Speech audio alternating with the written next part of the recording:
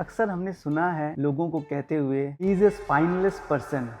इसका क्या मतलब है? स्पाइनलेस पर्सन मतलब जिसमें हिम्मत नहीं है, स्ट्रेंथ नहीं है, वो प्रेशर हैंडल नहीं कर सकता। अब आप समझिए कि स्पाइन बॉडी का कितना इम्पोर्टेंट पार्ट है जो स्ट्रेंथ प्रेशर हैंडल करता है, और हम इसे ऐसे ही नेग्लेक्ट नहीं कर सकते। चलिए आज हम स्पाइन और स्पाइन से रिलेटेड प्रॉब्लम्स के बारे में बात करते हैं। मैं डॉक्टर अनिंदो रॉय, न्यूरोसर्जन, इत्सा हॉस्पिटल रायपुर। हम आज स्पाइन के बारे में डिस्कस करने वाले हैं। पहले हम कुछ प्रिवेंशंस के बारे में बात कर लेते हैं। स्पाइन से जो भी प्रॉब्लम्स होती है, जैसे गर्दन में दर्द हो, पीठ में दर्द हो, लोअर बैक में पेन हो, इसे हम कैसे बच सकते हैं? अच्छे पॉस्चर मेंटेन करना, रेगुलर एक्सरसाइजेस करना, स्ट्रेचिंग एक्सरसाइजेस करना, स्पाइन के साथ में जो मसल्स अटैच्ड होती है उसको हम कैसे स्ट्रेंथन कर सकते हैं, उसके हिसाब से हमें एक्सरसाइजेस करनी चाहिए जिससे हमारी स्पाइन बहुत स्ट्रॉन्ग और मजबूत रहे। ये तो हुए प्रिवेंशंस।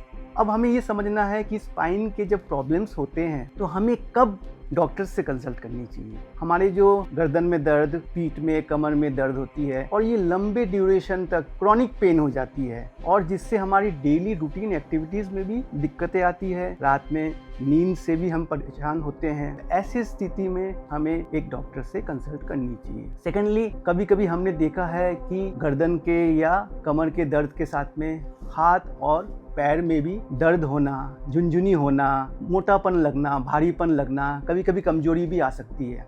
ये ऐसे साइंस है जब हमें एक डॉक्टर कंसल्ट करनी चाहिए। और जो बहुत इम्पॉर्टेंट एस्पेक्ट है कि कभी भी स्पाइन में पेन के साथ में हमारे यूरिन या बॉबल में भी दिक्कतें आती है, ये बहुत इमरजेंसी कंडीशन है। इस कंडीशन पे हमें तुरंत डॉक्टर से कंसल्ट करनी चाहिए। अब जब हम डॉक्टर के पास जाते हैं तो डॉक्टर हमें यूजुअली एमआरआई का सलाह देते हैं। तो हमें ये एमआरआई जांच बहुत ज़रूरी होता है क्योंकि इसी जांच से हम पता कर सकते हैं कि स्पाइन से जो नसें निकलती है, इस नसों में जब दबाव होता है तब ये दिक्कतें आती है। तो ये सिर्फ एमआरआई जांच ही हमें बता सकेगा कि नसों में कितनी तकलीफ है। तो इसलिए एमआरआई जांच बहुत ज़रूरी होती है और उसी जांच के रिपोर्ट के हिसाब से डॉक्टर हमें सलाह देते हैं कि आगे हमें इसका कैसे इलाज करना है। ज़्यादातर स्पाइन प्रॉब्लम्स में दवाइयों से पेशेंट ठीक हो जाते हैं, लेकिन कभी कभी ऐसी स्थिति आती है जब ऑपरेशन की सलाह दिया जाता है। ज़्यादातर हमने देखा है लोगों में एक मिथ है, गलत धारणा है कि स्पाइन की ऑपरेशन कभी नहीं करवाना चाहिए क्योंकि इससे लकवा या पैरालिसिस होता है। ये बहुत ही गलत धारणा है। आजकल स्पाइन की सर्जरी दूरबीन से, माइक्रोस्कोप से सिर्फ 2 सेंटीमीटर के, आप सोचिए जस्ट 2 सेंटीमीटर का इंसिजन, कितना छोटा इंसिजन, इतने से ही इंसिजन से हम स्पाइन के प्रॉब्लम्स को सॉल्व करते हैं और इससे हमने देखा है कि रिजल्ट्स बहुत अच्छे होते हैं। पेशेंट